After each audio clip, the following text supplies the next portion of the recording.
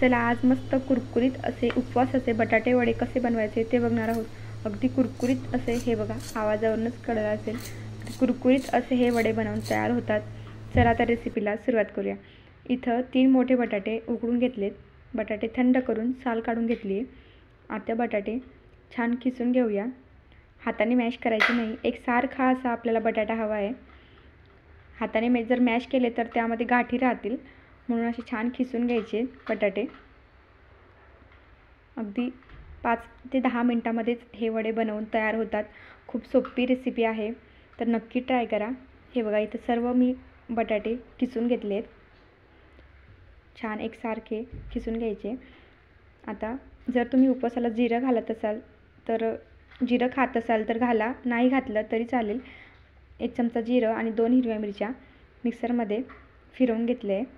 आता बटाट्यामध्ये जे आपण वाटण करून घेतलं होतं ते घालूया.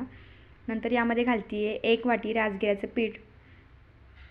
पीठ आता कमी जास्त होऊ शकतं बटाट्यानुसार. आणि 2-3 चमचे मी इथं शेंगदाण्याचा कूट घातले. भाजलेले शेंगदाण्याचा कूट बनवून घेतला होता तो घालायचा. आणि चवीनुसार मीठ. आणि हे सर्व जिन्नस छान मिक्स करून घ्यायचे. अजिबात पाण्याचा वापर करायचा नाही. आणि छान आता असं पीठ मळून घ्यायचं, गोळा तयार करायचा. हे बघा, जर बटाटे जास्त शिजले गेले असतील तर थोडंसं पीठ जास्त अजून लागू शकतं, राजगिऱ्याचं पीठ. थोडं पीठ अजून लागलं तरी चालेल, काय हरकत नाही. हे बघा, छान आता सर्व असा एकसारखा गोळा मळून घेतला आहे, पीठ मळून घेतलं आहे बघा. अजिबात पाण्याचा वापर केला नाही आहे. आणि आता हे आपण 5 मिनटासाठी झाकण ठेवून रेस्ट करायला ठेवूया. चला, आता इथं 5 मिनटं झालेत. हातावर तेल लावून घेतले आहेत आणि छान असे गोळे तयार करून घ्यायचे.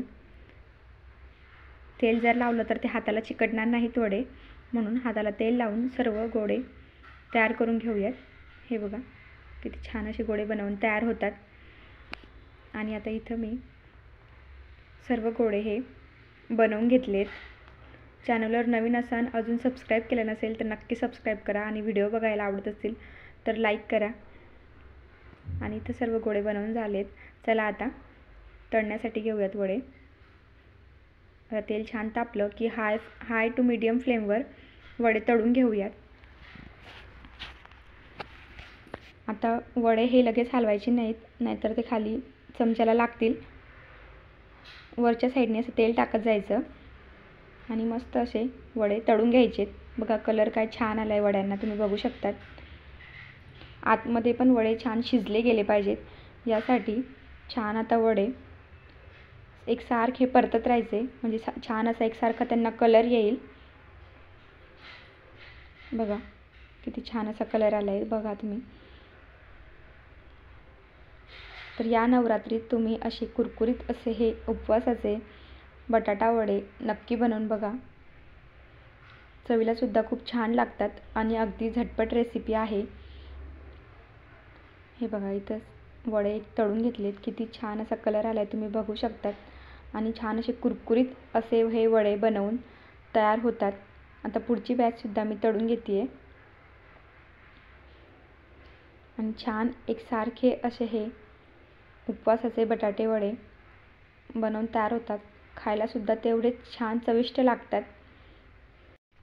चॅनलवर नवीन असाल, अजून सबस्क्राईब केलं नसेल तर नक्की सबस्क्राईब करा.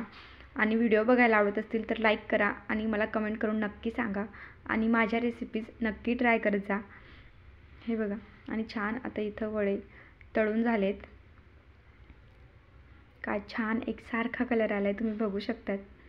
आणि आता इथं हे वडे आपण काढून घेऊयात. अगदी कुरकुरीत असे हे वडे बनवून तयार झालेत.